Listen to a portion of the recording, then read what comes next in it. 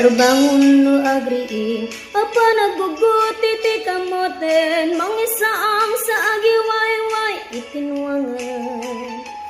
Nagagit ni Uncle Bertie, natari patuwi titingwen, pagwalit na nasken atulade. Awan kanyan at banog, inang daulat na asumalog, uray maka sinit pa itipudot. Nakaragad lata, uray at sa gubanit na agpasturwang ti panakainanana. Kasta ni Uncle Berting, sala sumangpet mo ti malemen, dati kayat na rumang ay pa nagbiyagan. Unalpas ti raraaban, mapanagsapol pangidanan, alatiro dandanin panagaapiten. Ngem apay tanalitay tayabagam nalpay, edi maamwam ti presyo iti pagay. Ni Uncle Berting ti payumisen na panpay kiti na kinumen, ngem kuna na sumulitak no next krapen.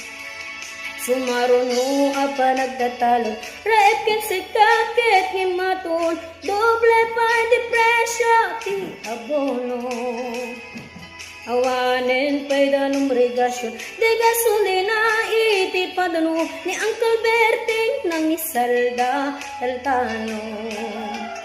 Dinan sa ama sa kanto, di makelen ti pamilyan, tati baro nang agbasbas sakit ng asawa.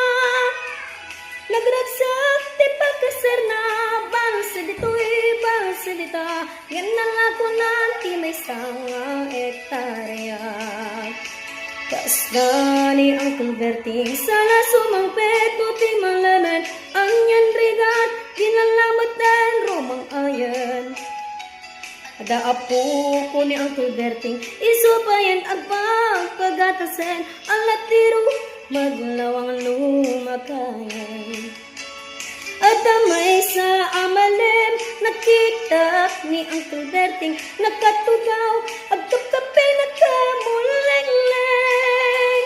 Awanin iti matalon, inaaming analakon, awan may katkeng panan mangka ripato.